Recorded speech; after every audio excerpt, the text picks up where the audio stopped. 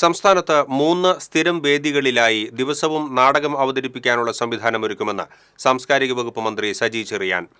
സാംസ്കാരിക നയം ആവിഷ്കരിക്കുന്നതിനായി വിഷൻ 2031 എന്ന പേരിൽ തൃശൂരിൽ സെമിനാർ സംഘടിപ്പിക്കുമെന്നും സാംസ്കാരിക വകുപ്പ് മന്ത്രി അറിയിച്ചു. കേരള സംഗീത നാടക അക്കാദമിയുടെ സംസ്ഥാന പ്രൊഫഷണൽ നാടക അവാർഡ് സമർപ്പണ സമ്മേളനം തൃശൂർ റീജിയണൽ തിയേറ്ററിൽ ഉദ്ഘാടനം ചെയ്ത് സംസാരിക്കുകയായിരുന്നു മന്ത്രി.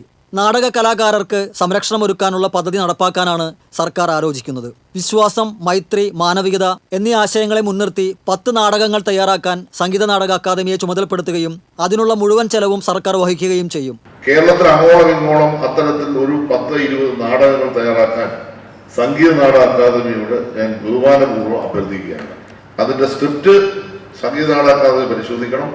ഏറ്റവും വാല്യുബിൾ ആയിട്ടുള്ള സ്ക്രിപ്റ്റ് ആയിരിക്കണം. ഒരാൾക്കും വേദനയോ വിദ്വേഷമോ സമൂഹത്തിൽ ഉണ്ടാകുന്ന സ്ക്രിപ്റ്റാകരുത്.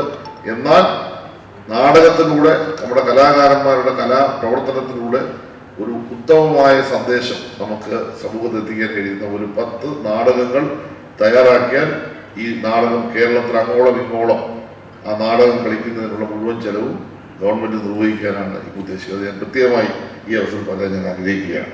വിഷൻ 2031 എന്ന പേരിൽ സംസ്ഥാനത്തെ വിവിധ ഭാഗങ്ങളിൽ നിന്നുള്ള 800ഓളം സാംസ്കാരിക പ്രവർത്തകരെ പങ്കെടുപ്പിച്ച് തൃശൂരിൽ നവംബർ 3 സെമിനാർ സംഘടിപ്പിച്ച് സാംസ്കാരിക നയം ആവിഷ്കരിക്കും. കല സമാധാനത്തിന് എന്ന സന്ദേശമുയർത്തി ഡിസംബർ 20, 21, 22 തീയതികളിൽ കൊച്ചിയിൽ 10 വേദികളിലായി വിവിധ രാജ്യങ്ങളിൽ നിന്നുള്ള കലാകാരരെ പങ്കെടുപ്പിച്ചുകൊണ്ട് ഇന്റർനാഷണൽ കൾച്ചറൽ ഫെസ്റ്റിവൽ സംഘടിപ്പിക്കുമെന്നും മന്ത്രി പറഞ്ഞു.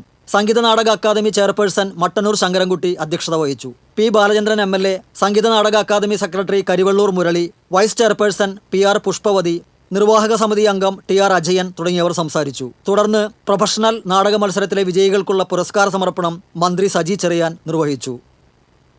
Cultural desk TCV.